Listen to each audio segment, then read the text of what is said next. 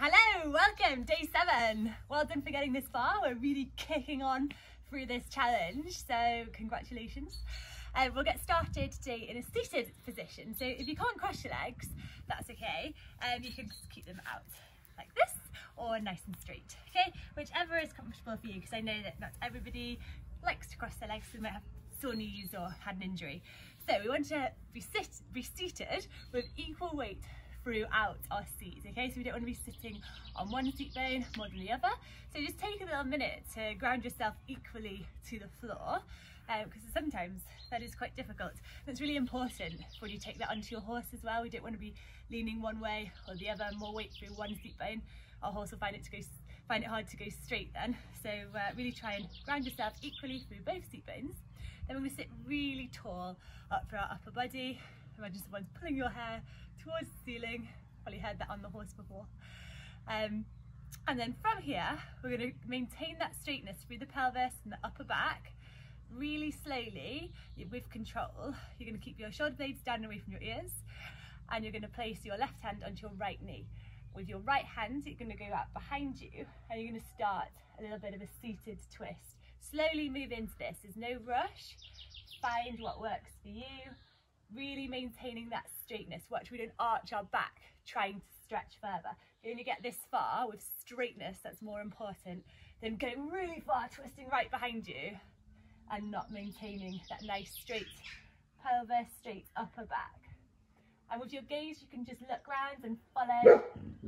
Oh, there's Lily going off to see somebody. She's a very friendly dog. She just likes to bark.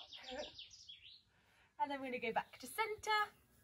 Again, just make sure your seat bones are equally grounded. And then we're going to go ahead and do it the other way. So maintain that straightness. Belly button stuck back towards your spine. Right hand on your left knee, left hand out behind. And slowly twist into it. This is really good for getting a good seat, nice straight seat.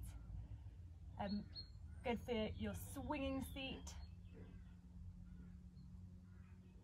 And it also helps with turning. So good circles. And then we're going to go back and sit nice and straight. Okay, so from this position, we're just going to go down. We're going to a wide-legged child's pose. So cross your knees underneath you, feet together. Keep your seat bones on your ankles, and you're going to widen your knees, big toes stay together. Wide knees and walk your fingertips forward and rest your forehead onto the mat. Try and push your chest down and melt it towards the ground. This is really good for straightness of your upper back.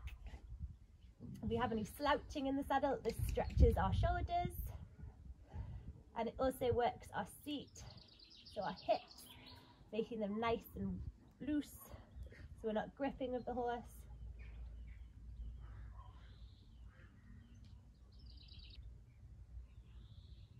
And then we're going to walk our fingertips back forward, and we're going to hop up into our tabletop pose. Okay, so keeping your back nice and flat throughout this, and we're just going to do a little bit of a twist here, okay, just to work on our shoulders.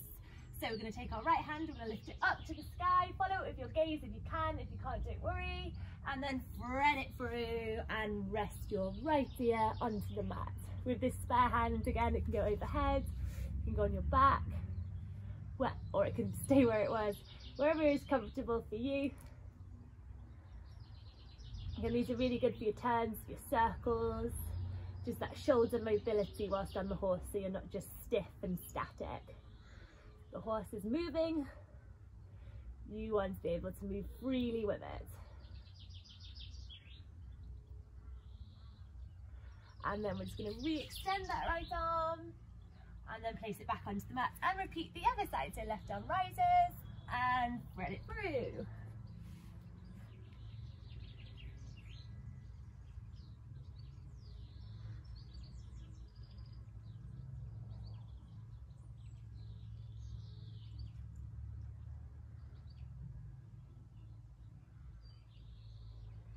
That's it, and then just re-extend. Check that range of motion has improved. Okay, so we're going to walk our hands forward now. Tuck our toes underneath, lift our hips up and back, Both of your heels together, chest towards your thighs, tailbone up to the sky, and then bend the knees, and then push back down through your heels. This is working on our long leg, low heel. Get those heels down whilst we ride. Nice long, elegant leg. And then you can either walk your feet to the top of the mat, or you can hop or jump or whatever you want to do.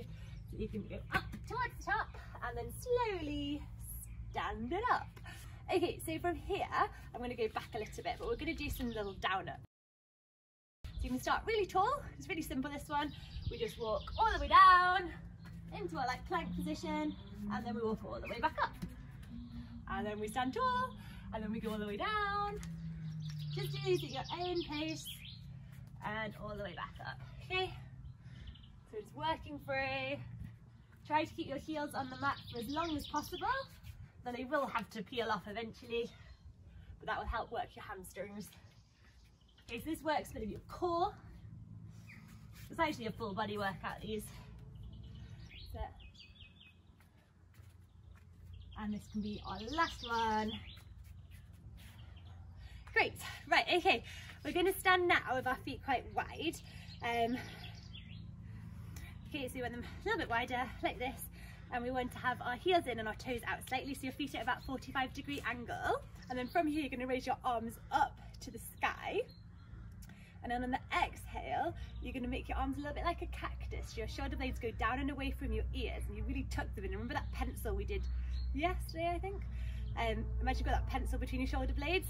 Draw them down your back, nice cactus, and at the same time, we widen our legs and we squat quite deep, okay? And on the inhale, you're gonna rise and you're gonna straighten. So just figure out how wide you want your feet to be apart. Roughly, if you put your arms out like this, you want your feet, your ankles to be below your wrists. Okay, so we don't want to be like really struggling throughout this, and you also need to have enough space to be able to squat low. If you struggle with mobility in your ankles, you might want to make your feet a little bit wider. Okay, so arms out, arms up, sorry. Cactus first and squat down. On the exhale, and on the inhale, rise up. So exhale, squat, shoulder blades down away from your ears. Inhale, rise up. Just keep working through this. This will help your seat. As you do it, watch you don't tilt to the outer edge of your foot. I just did. So make sure all four corners of your feet are grounded. That's it. See if we can go a little bit deeper on the next one. You can do it. Let's go. And then rise up. And slowly down. Sink those hips. Shoulder blades down and away from your ears. That's it. And on the next one, we're going to sink our hips down and we're going to hold. Okay? Now, whilst we're here, we're going to put our hands onto our knees or our thighs, depends where yours go to. And then we're just going to turn our head to the right and look past your right shoulder. Keep that left knee open. Keep the feet relaxed. And then we're going to switch and we're going to go the other way. Keep that right knee open. Go on, we're nearly done. And then back to center. Okay, so from here, we're going to stand tall and then we're going to go down onto the mat. Now you can go down like this because we're going to go into a forearm plank. Okay, so our forearm is going to be on the mat and our legs are going to be together. A little bit of a bend in your knee for this one, please.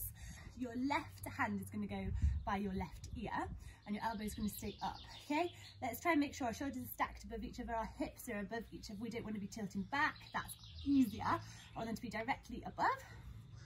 Hands on the elbow. We're going to lift our knee up towards our elbow, okay? So we rise up like that and back down. Okay? So just keep working through these. Just working our side body. Again, watch you don't end up tilting back. Now, if you want to make this a little bit harder, keep going if you're doing that one. But what you can do is straighten your arms and straighten your legs. Okay, so you're going to straighten your arm above your head. You're going to lift up and you're going to touch, like you might not be able to touch your toes, but you could touch your leg, okay? So your arm goes up and down. So you go up and down, up and down, up, meet in the middle, arm stays above your head, like that. Last one. And back down. Really good. Right, we're gonna do that on the other side. So we're just gonna swivel around, and you can pick which variation you want. So your knees bent, hand behind your, hands on your elbow, onto your forearm, and you lift up. And we either work our side body in this way, or if you want to, straighten both legs, arm above your head, and reach and back, and reach and back. Good. Just nice and slow, not too fast. It's harder if you go slower. So you want to try not to be pushing off your elbow. You're going to be using your core to do this. Good. And relax it back down. Well done. Right, we're just going to end in a glute bridge. Okay, so this is really good for strengthening your back, straightening your pelvis. Slowly peel your vertebrae up one at a time off the ground. Make sure your pelvis is nice and level. Glutes are engaged. Heels are below the knees. Good. And relax down. Fantastic. Well done. That's it for today. So I hope you enjoyed it. And I look forward to seeing you tomorrow. Bye.